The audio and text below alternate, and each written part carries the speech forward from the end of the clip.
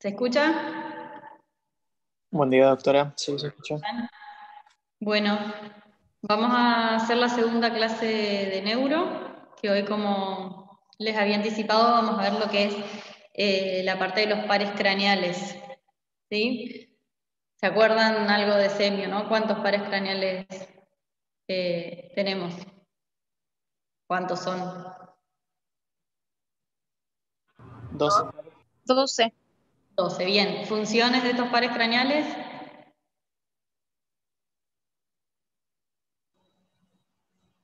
Principales funciones. Sensitiva y motora, profe. Sensitivo, motora y... Sensorial. Bien, y algunos tienen la parte sensorial.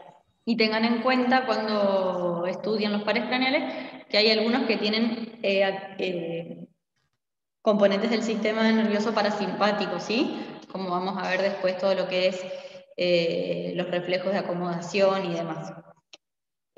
Cuando lean los pares craneales, ahora vamos a ver más que nada lo que es el repaso semiológico y las patologías que podemos encontrar. Cuando repasan los pares craneales, acuérdense que tenían un núcleo real, un origen real y un origen aparente, más que nada para saber cuando tengamos alguna patología, por ejemplo, lo que es patología del séptimo par, según dónde está la lesión, son las manifestaciones que podemos observar en el paciente. Vamos a empezar por el primer par craneal, que es el olfatorio, que este tiene función claramente sensitiva. Es uno de los pares craneales que por ahí en el examen físico no se evalúa a manera de rutina, sí en determinados pacientes. En pacientes que refieran a alteraciones del olfato o en pacientes que tengan, por ejemplo, traumatismos de cráneo o tumores en lo que es toda la zona de la silla turca, donde se puede alterar parte de este nervio.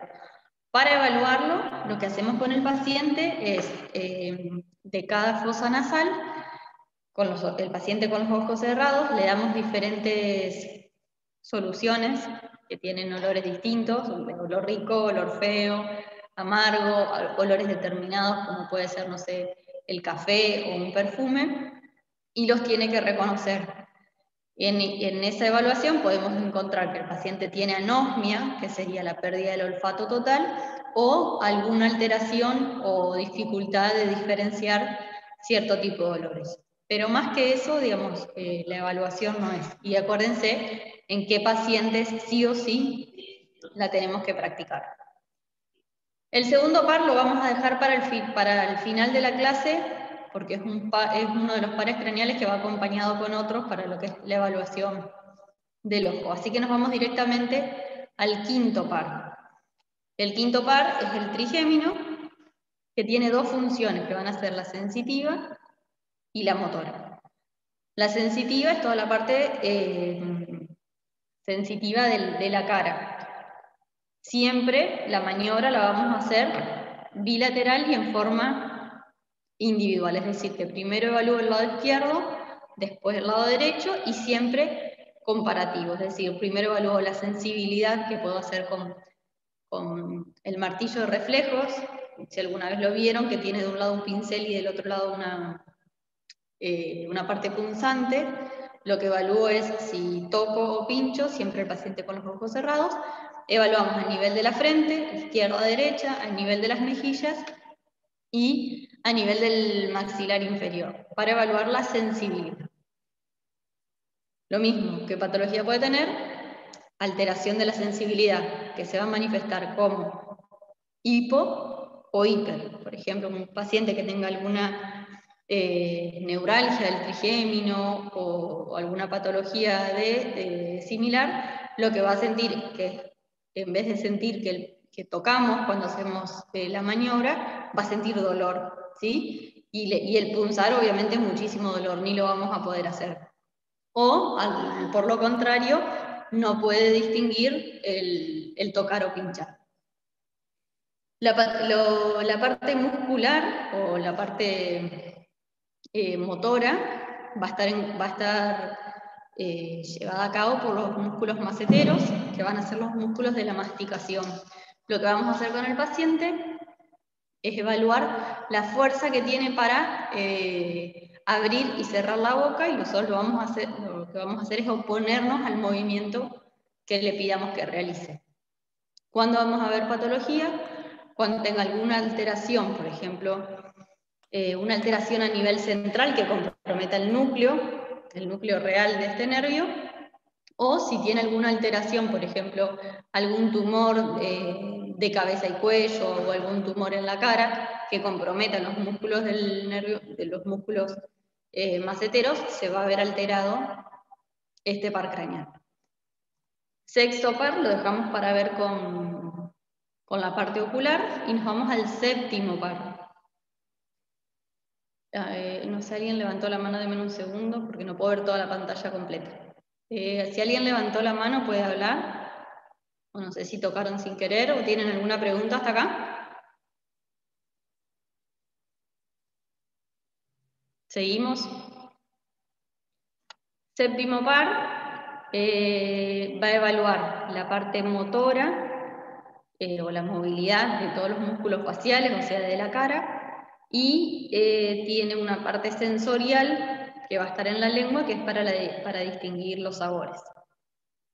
Dentro de lo que es evaluación del nervio facial hay un montón de maniobras, pero todas se refieren a, o las podemos resumir en la mímica que producen los músculos de la cara.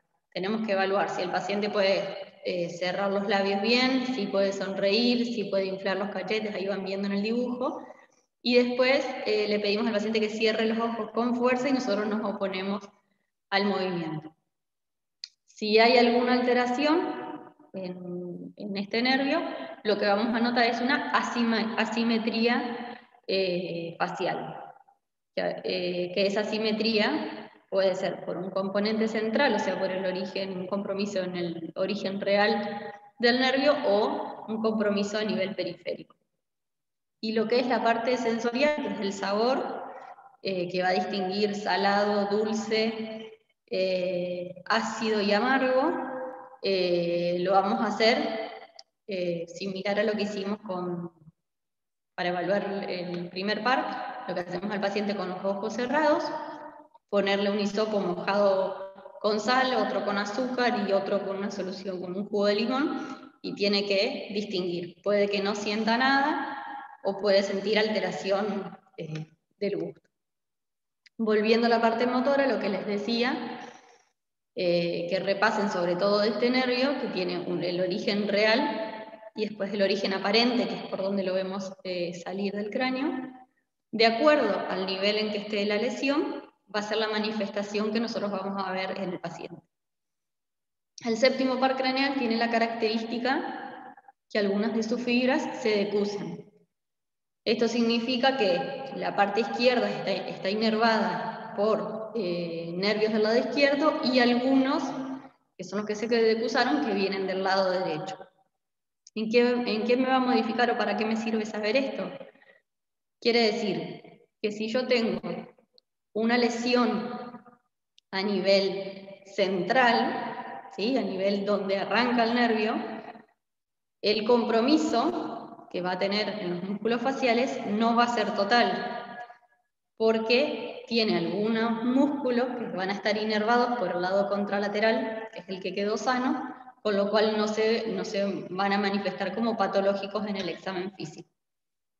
Fíjense en la foto del PowerPoint, en la imagen que está a la derecha, ¿sí?, donde tiene el origen, donde tiene marcada la lesión a nivel supranuclear, en sistema nervioso central. La manifestación va a ser solamente de lo que serían los músculos de la parte inferior de la cara.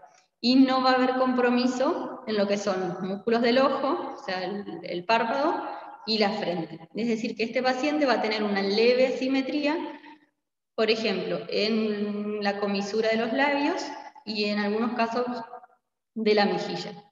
Es decir, cuanto más arriba sea la lesión, menos manifestación semiológica va a tener. ¿Cuándo van a ver esto? Por ejemplo, en una ACV o en un tumor de sistema nervioso central. Por el contrario, cuando la patología es del nervio periférico, es decir, que el nervio ya se decusó y ya salió del cráneo y está inervando directamente a la cara, el compromiso semiológico va a parece mayor. Como el nervio ya está compuesto por su rama del mismo lado más la rama contralateral, toda la hemicara va a estar comprometida. Es decir, que los pacientes que tengan una lesión periférica del nervio facial van a tener compromiso de toda la hemicara, que lo vamos a ver manifiesto con asimetría a nivel de la frente, a nivel del ojo, de las mejillas y de la comisura labial. ¿Se entendió hasta ahí o tienen alguna pregunta para hacer? Bueno, después cualquier cosa lo repasan y me preguntan. Además, dentro de lo que es la diferencia de la parálisis central de periférica, tengan en cuenta que la parálisis periférica tiene mayor compromiso semiológico, que tiene compromiso del ojo, con lo cual puede tener alteraciones en lo que son la secreción lagrimal, en el cierre del ojo y en algunos casos compromiso de la audición. Eso es de acuerdo a la lesión que presente el paciente. Obviamente el tratamiento que le vamos a dar a uno y a otro es diferente, porque siempre la parálisis central por ahí es de una patología, como decir, más importante, puede ser una ACV o un tumor.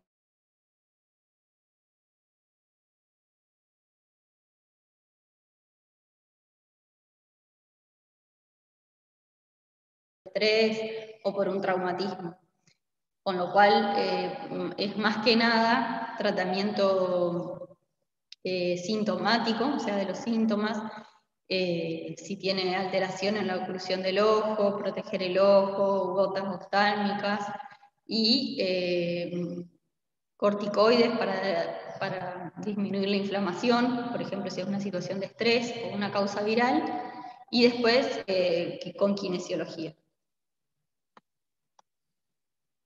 Bien, ¿alguna pregunta hasta ahí? Bueno. Pasando al octavo par, que este también tiene doble función. Por un lado tiene la función sensorial, que va a ser la audición, y después forma parte del sistema vestibular, que es parte del equilibrio. Para evaluar este par tenemos varias maniobras.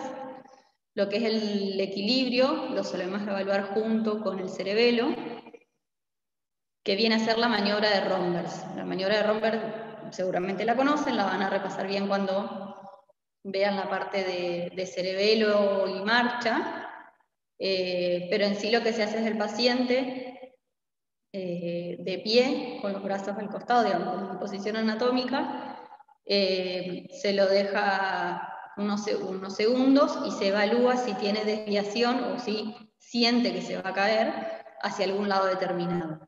Si la maniobra es negativa, lo que se le pide al paciente es que cierre los ojos y ahí se vuelve a evaluar si el paciente lateraliza o se cae hacia algún lado determinado. Eso nos va a hablar que hay alguna patología en el conducto, en el laberinto, ¿sí? En la parte, digamos, en lo que es el laberinto, en la parte ósea. Y después, este nervio está encargado de lo que es la parte sensorial, sería la parte de la audición. Acá cuando estudien el octavo par y repasen, fíjense que la audición tiene dos componentes. Un componente que es el aéreo, ¿sí? Que es el sonido que escucho a través del aire, y otro componente que es el óseo, que viene a ser toda la caja, las apófisis mastoides, yunque, martillo, toda la parte ósea que forma el oído. Hay lo que vamos a evaluar es si el paciente escucha bien, o sea, si tiene una audición normal, si el paciente tiene hipoacusia o si tiene sordera. Para hacer estas maniobras, lo que se usa es el diapasón. Una maniobra sencilla para hacer en consultorio, si no tengo diapasón, o una maniobra rápida, es chasquear los dedos en el oído del paciente y evaluar si los escucha. Si escucha bien, lo que hago es un sonido más suave y le pregunto al paciente si hay algún lado en que lo escucha más o en el que lo escucha menos. La prueba real la tengo que hacer con el diapasón. Y acá existen dos maniobras. Una que es para evaluar la conducción ósea y una que es para evaluar la conducción aérea. La maniobra de Weber lo que evalúa es la parte ósea, ¿sí? Si hay algún compromiso óseo en la parte auditiva. La maniobra de Weber lo que hago es golpear el diapasón y colocar el diapasón en el centro de la cabeza del paciente y la vibración que produce, si la persona tiene una audición normal, es similar en ambos lados, es decir, que el paciente siente la vibración en ambos oídos. Si el paciente tuviese una alteración ósea en el cráneo, supongamos, por un tumor o por un traumatismo, como la parte ósea va a estar alterada, de ese lado las vibraciones se van a sentir diferentes. ¿Estamos? Y estas maniobras se comparan con las maniobras de Riné, que evalúan la parte aérea de la conducción. La maniobra de Riné lo que hacemos es golpear el diapasón, colocarlo en la apófisis mastoide, pedirle al paciente que nos avise cuando deje de sentir la vibración, y una vez que deja de sentir la vibración, el mismo diapasón, sin golpearlo, lo ponemos al lado de la oreja. Lo normal es que una vez que sale de la apófisis mastoide, en un oído sano se continúa escuchando el sonido que produce. ¿Sí? Si el paciente tiene una hipoacusia aérea, es decir, que no escucha por el aire, la maniobra de Riné le va a dar negativa cuando yo la ponga del lado del oído. Si el paciente tiene un oído sano, la maniobra de Riné va a ser positiva porque sigue escuchando. Y lo que hay que hacer ahora, que tenemos las dos maniobras realizadas, es comparar. Si un paciente tiene alterado la parte aérea de la conducción, por lo general la parte ósea está más desarrollada, es decir, que cuando yo haga el Weber, lo va a sentir más del lado lesionado. Y de ahí viene el resultado semiológico, digamos que sería Weber positivo, Riné negativo, o Riné positivo, Weber negativo. De acuerdo a eso repásenlo bien, de acuerdo a eso detectamos si el paciente tiene una hipoacusia de conducción o una hipoacusia neurosensorial, que sería una alteración de la conducción aérea. Más o menos ahí se entendió, no sé si lo pude explicar bien. ¿Alguna pregunta? Esto es leer la maniobra, comprenderla y nada, es así. Si la parte auditiva está lesionada, la parte ósea va a compensar y va a conducir más.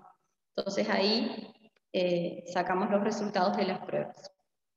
¿Estamos? Después tienen otra forma de evaluar la audición, que es contar cuántos segundos el paciente escucha el diapasón de cada lado. Lo normal sería que lo escuche con el golpe en seco y colocándolo al lado de los oídos, más o menos entre 15 y 16 segundos tiene que escuchar el sonido del diapasón. Si el paciente lo escucha menos, significa también que tiene una hipoacusia neurosensitiva. Cuando lean, si repasan las maniobras de semio, van a ver que hay un montón de formas. Otra forma es poner un reloj de agujas al lado del oído del paciente y evaluar si lo siente, y siempre comparando con el lado contralateral, digamos. Esas son formas por ahí más caseras o más rápidas, si en un consultorio no contamos con el diapasón. Bueno, pasamos a otro de los pares craneales, perdón, que sería el noveno par, que es el glosofaringio. El glosofaringio evalúa más que nada y se estudia junto o se evalúa junto con el décimo par porque están muy relacionados. Lo que evalúo es con un bajalenguas el reflejo nauseoso, típico cuando uno le pone el bajalengua se produce la arcada.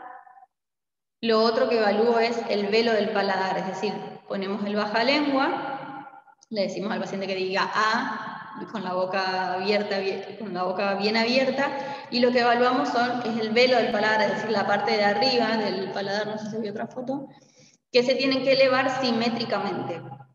Si llega a haber alguna patología, uno de los paladares se va a elevar menos que el otro, o sea, el patológico no se va a elevar, y vamos a ver la simetría en el paladar. Eso es lo que se conoce como el signo de la cortina de Vernet, que lo pueden leer, pero si no, bueno, es asimetría del velo del paladar. Y otra cosa de las que tiene el glosofaringio es la percepción del sabor. Es otro de los pares que inervan la lengua. Y este, como les dije, se evalúa junto con el décimo par, que es el nervio vago, que evalúa el reflejo nauseoso, que lo hacemos con el bajalengua, evalúa la deglución del paciente, ¿sí? Le pedimos al paciente que tome un sorbo de agua y controlamos cómo traga. Algunos pacientes, como tienen alteración de ese nervio y lo que es la zona de la epíglotis y las cuerdas vocales está alterado, ese líquido pasa para la vía aérea y le produce tos. Y la otra cosa que evaluaba, bueno, era el reflejo nauseoso y la deglución. Las patologías que podían encontrar, como les decíamos recién, era parálisis de las cuerdas vocales, que tenga alteración de la voz o que el paciente cuando trague le produzca tos, que no tenga reflejo nauseoso, y después lo otro que podemos evaluar es, la otra forma de evaluarlo es pedirle al paciente que tome agua y que para deglutir baje la cabeza. En los pacientes que tienen alterado el décimo par, como no controlan lo que es el velo del palatino y toda la deglución, pero se les produce el reflujo nasal. ¿Sí? Eso lo hacemos con el paciente, le pedimos que tome agua, que baje la cabeza y el paciente en vez de tragarlo normalmente, el agua sale por la nariz.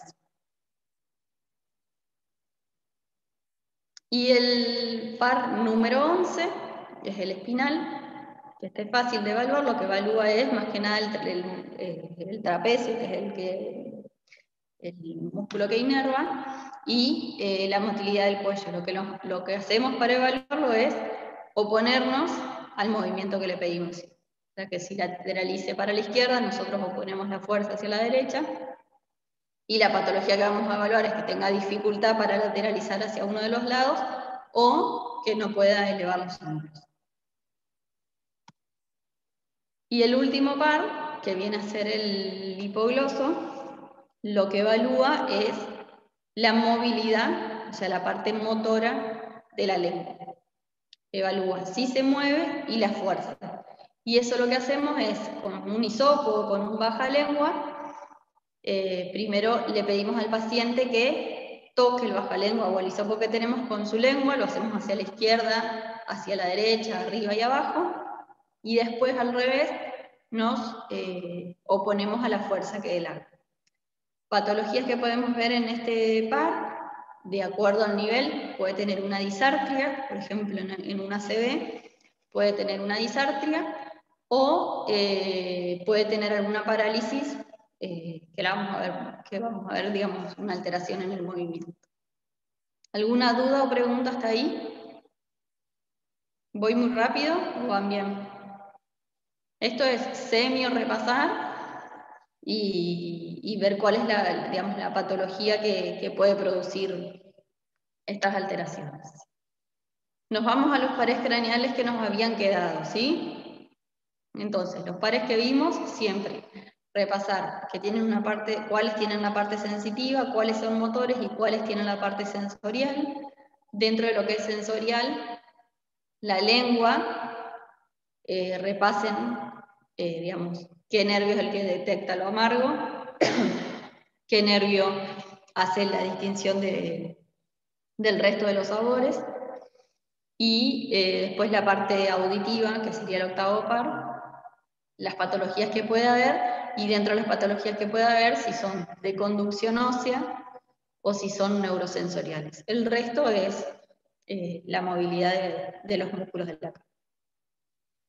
Bueno, y pasando al segundo par, que los vamos a evaluar todos juntos, el segundo par es el oftálmico, ¿sí? La evaluación del segundo par tiene varios puntos para controlar. Tenemos que evaluar la agudeza visual del paciente, la campimetría, o sea, el campo en el que ve el paciente, evaluar la visión de colores y el fondo de ojo. Todo esto entra en el examen del par número 2. La agudeza visual, lo clásico es tener la tabla y a una distancia determinada le pedimos al paciente que lea o evaluamos hasta qué letra puede reconocer. Si no tenemos la tabla, o si el paciente directamente no ve la tabla, otra de las formas que podemos hacer es pedirle que lea, no sé, una revista, algo que tengamos en el consultorio. Si no detecta, lo que tenemos que evaluar si tiene visión de cuentadedos, que sería el segundo paso. Si no lee lo que está en un papel, evaluamos con los dedos. Le pedimos que nos diga cuántos dedos le estamos mostrando. Si no ve los dedos, nos vamos a lo que es visión bulto. Le preguntamos si distingue las cosas, ¿sí? Por ahí no puede distinguir que hay una silla, pero sabe que adelante de él hay algo. Y después, digamos, uno de los puntos, menor agudeza visual sería visión luz o visión oscura. Y eso de acuerdo, va variando de acuerdo a la agudeza visual que tenga el paciente. Pero si pueden tener la tabla, si no le piden al paciente que lea algo que tengan escrito, visión de cuentadedos o visión bulto. En cuanto a la campimetría, lo que tenemos que evaluar acá es el campo visual del paciente. Acá tienen que, cuando repasen este par, recuerden que cada ojo, por así decir, está inervado por dos ramas.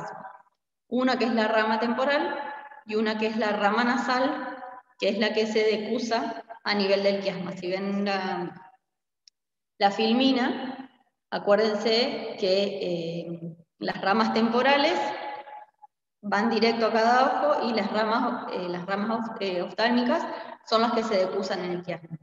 ¿Esto qué permite? Yo con la visión temporal lo que veo es cruzado, o sea, veo el medio. Y con las ramas nasales lo que veo es afuera. Y es como al revés de lo que uno pensaría. Lo que es temporal me permite ver el medio y lo que es nasal me permite ver afuera. Entonces, acá lo mismo. Esto siempre lo tienen que repasar mirando el trayecto o el recorrido del nervio. Fíjense en la filmina, no sé si llegan a ver la flecha. Si yo tengo una lesión en el punto A, que sería, digamos, una vez que el nervio ya se decusó, es decir, que no tengo ni la rama temporal ni la rama nasal, lo que dejo de ver, pierdo la visión completa de ese ojo. ¿Sí? Vamos a empezar de nuevo. Cada ojo ve una mitad con las ramas que vienen del lado homolateral y la otra mitad las ve con las ramas que vienen decusadas. ¿Sí? Pero cada nervio tiene los dos componentes. Si yo pierdo o tengo una alteración, un tumor, un traumatismo a nivel del nervio, lo que pierdo es la visión completa de ese ojo, es decir, lo que se ve en negro a la derecha. Lo que se ve en negro sería la ceguera. Si yo tengo una lesión o un tumor a nivel del quiasma, que es justo donde pasan las ramas nasales, que son las que me permiten ver el campo de afuera, lo que voy a perder es el campo de afuera de los dos ojos. ¿Sí? Se altera la rama nasal, entonces pierdo los dos campos de afuera. Es decir, que a este paciente, si yo le digo, ¿ves esto? Lo ve, pero si pongo el dedo acá o pongo el dedo acá, no lo ve. ¿Estamos? Lo que pierdo es lo que ve a los costados. Si la lesión es más atrás, ahí va a ir cambiando. Si la lesión es antes de que se decusen los nervios, lo que voy a ir perdiendo va a ser las visiones de un solo lado. Es decir, voy a perder la parte izquierda, voy a perder la visión siempre del mismo lado, de acuerdo a la altura que se decuse.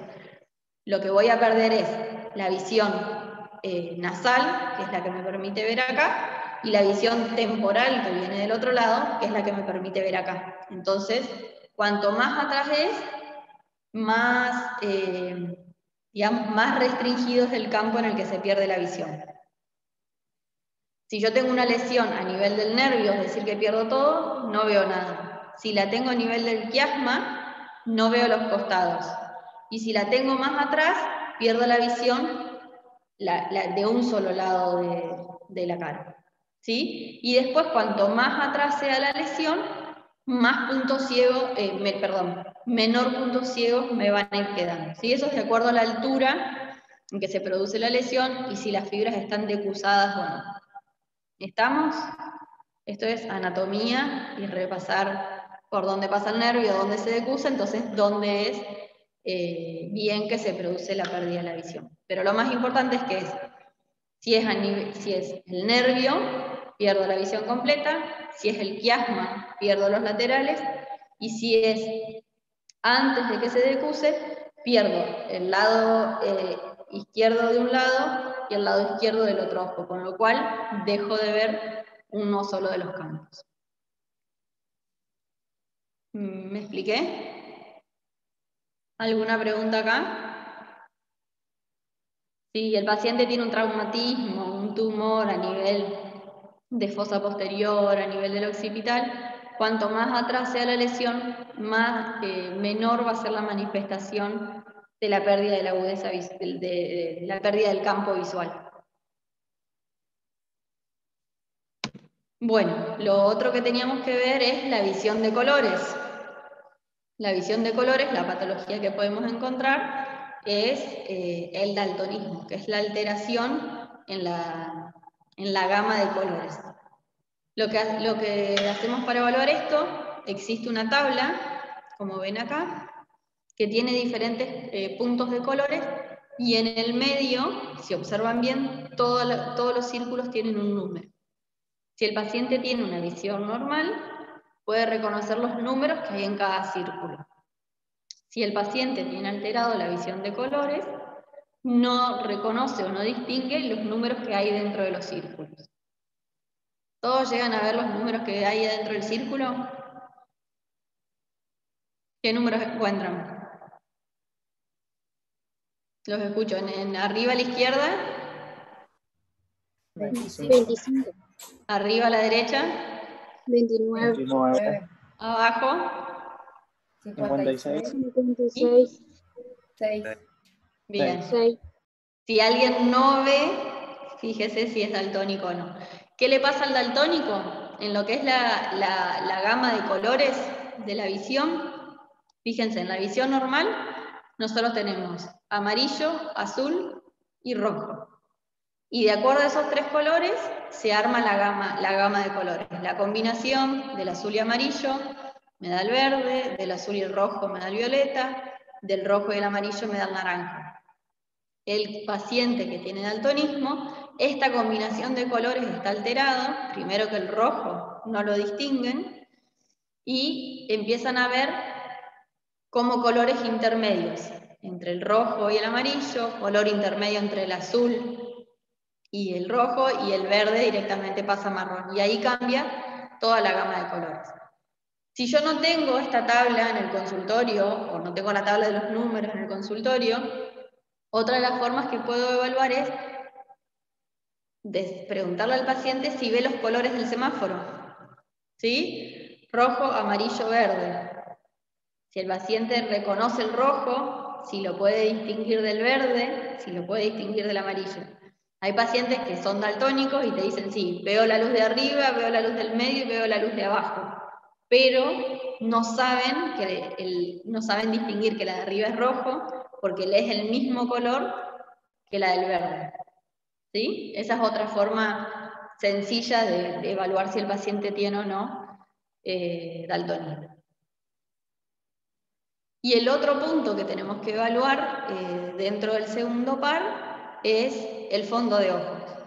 El fondo de ojos no se hace. Un oftalmólogo es un estudio de rutina, pero siempre lo vamos a tener presente, evaluar en pacientes que tengan alguna patología de base y que puedan tener el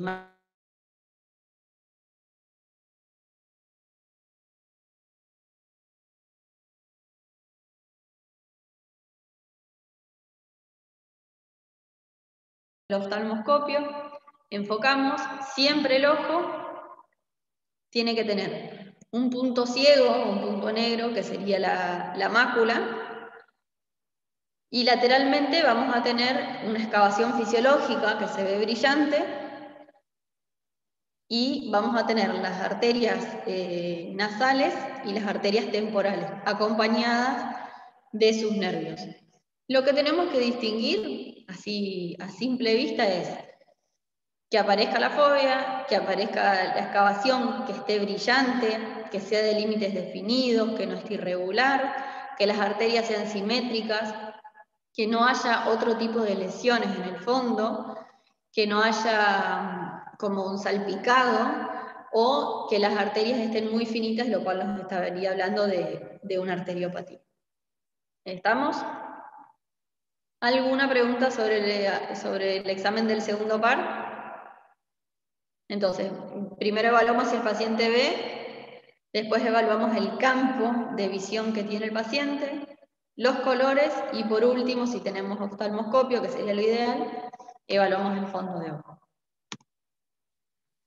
Después lo que tenemos que repasar es la movilidad del ojo, que esto ya deja de ser segundo par, y qué pares van a estar encargados de la movilidad del ojo.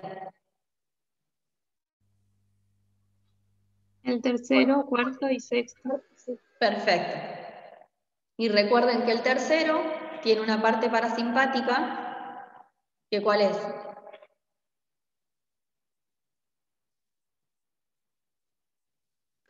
La contracción pupilar. Y va a encargar de luz, oscuridad, ¿sí? Es un ganglio que también puede estar afectado. Para evaluar la motilidad ocular, ahí tienen los números.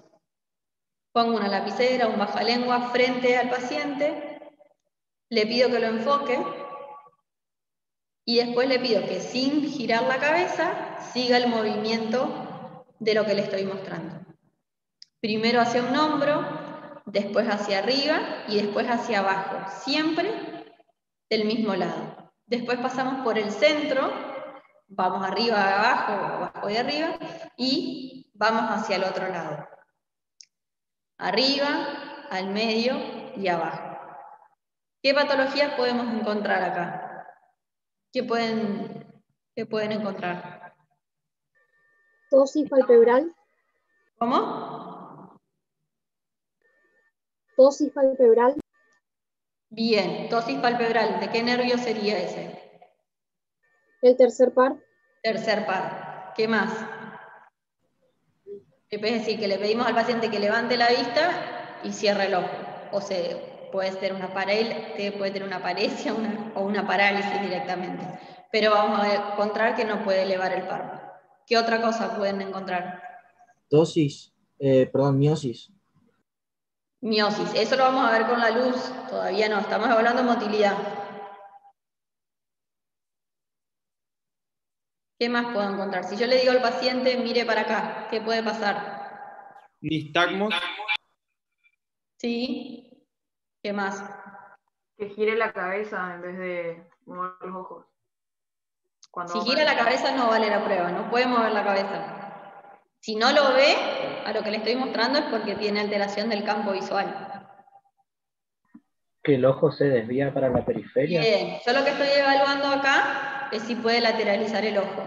Si hay alguna patología, o no lateraliza o el ojo se va hacia contralateral. ¿Sí? Digamos, queda fijo o puede que esté lo que se conoce como visco. Estamos. Sexto par, que sería el que le pido que haga la visión lateral, lo que encuentro, acá está más fácil. Tercer par, como decíamos, encontramos la ptosis palpebral. Sexto par, le pido que mire hacia lateral, y una vez que mira hacia lateral, ese ojo que estoy evaluando, por el contrario, se va hacia adentro. Y la lesión del cuarto par, que era el patético, le pido que mire hacia abajo, ¿sí? Y lo que encuentro es que el ojo se va hacia arriba. ¿Se entiende hasta ahí? ¿Cuál puede ser el motivo de consulta de un paciente que tiene lesión en el cuarto par? ¿Qué le puede pasar diariamente? ¿Visión doble? ¿Sí? ¿Cuándo específicamente? ¿La mirada hacia abajo? Bien. Un paciente dice que no puedo subir las escaleras, que mira para subir que baja la vista para subir las escaleras y ve doble. Lo primero que tengo que hacer es evaluar el cuarto par. O le pedimos que mire hacia el piso y ve y tiene doble visión. ¿Sí? Ese es el motivo de consulta. Y el que tiene alteración del sexto par, lo que nos va a llamar la atención, o lo que vamos a ver cuando evaluemos, es la desviación hacia el centro, que también va a tener visión doble y es lo que se conoce como el paciente que está visco. ¿Sí? Y el tercer par obviamente es más fácil, que no puede levantar el párpado. Dentro del tercer par, como decíamos recién, tiene la parte, digamos, el componente del ganglio, que vendría a ser la parte autónoma. ¿Qué evaluamos en este par? Lo que es el reflejo fotomotor y consensual, es decir, que evaluamos la respuesta a la luz que tiene la pupila. Siempre evaluamos un ojo y después el otro.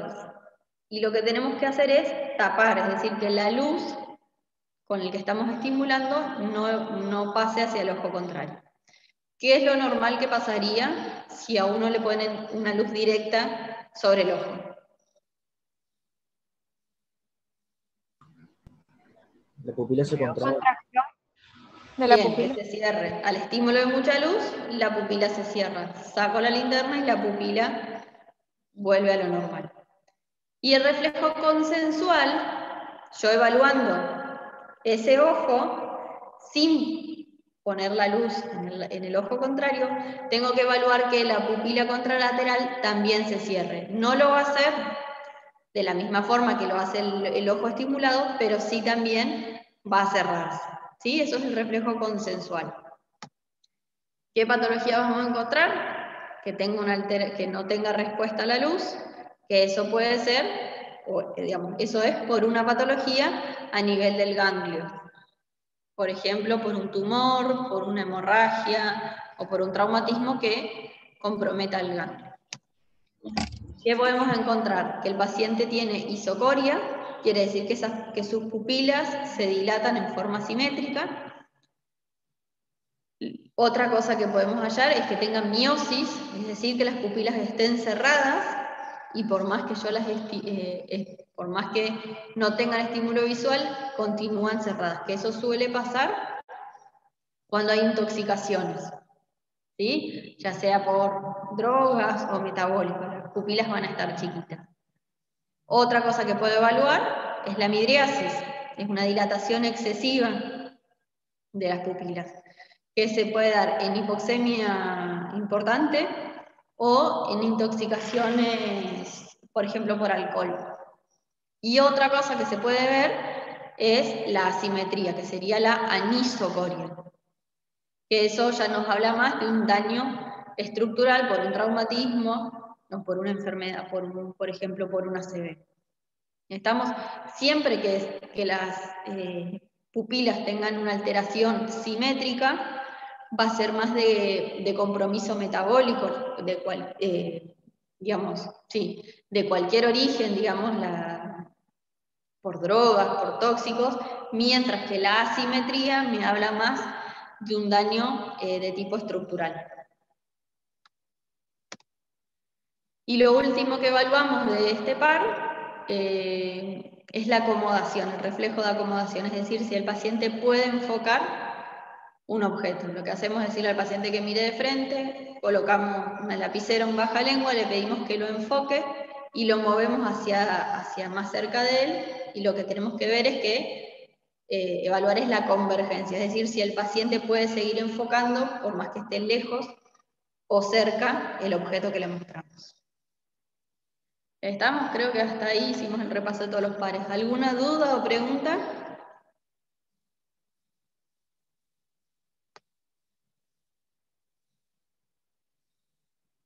¿Se entendió todo? ¿Se explicó todo? ¿No entendieron nada?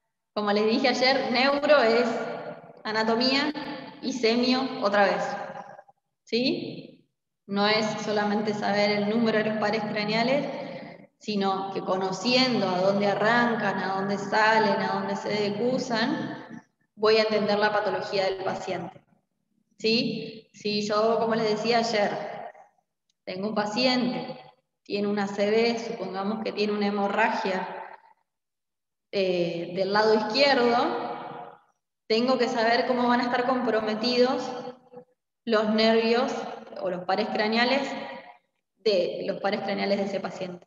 Es decir, que si voy a evaluar, por ejemplo, el séptimo par, si tiene una lesión central, voy a evaluar que los músculos de la mímica tienen poco compromiso. Si tengo una hemorragia que compromete al ganglio del tercer par, lo que voy a evaluar es que tiene una simetría. ¿Sí? Pero yo, de acuerdo a lo que veo y lo que encuentro en el examen de los pares craneales, si sé por dónde pasan, a dónde se originan, voy a ir entendiendo las lesiones del paciente. ¿Estamos? Entonces, como les dije ayer, neuro es repasar semio, mucho semio, y una vez que entiendo el recorrido del nervio, el recorrido de la vía, voy a poder entender la patología del paciente. No tiene sentido que ustedes repasen ACV, que repasen parálisis, si no saben la parte anatómica. ¿Estamos? ¿Alguna duda o pregunta hasta acá? ¿Nada? Bueno. No, doctora. Sí, bueno, entonces, nada, terminamos el teórico acá. Hasta la semana que viene, ¿sí? Repasen anatomía entonces. Listo. Gracias, doctora. La semana que viene tenemos con usted, doctora. No sé bien qué tema sigue, que seguro que algún otro tengan conmigo. Y no sé si hay alguno de mi comisión acá, ¿Y los powers? de trabajo práctico. Perdón. Sí, doctora.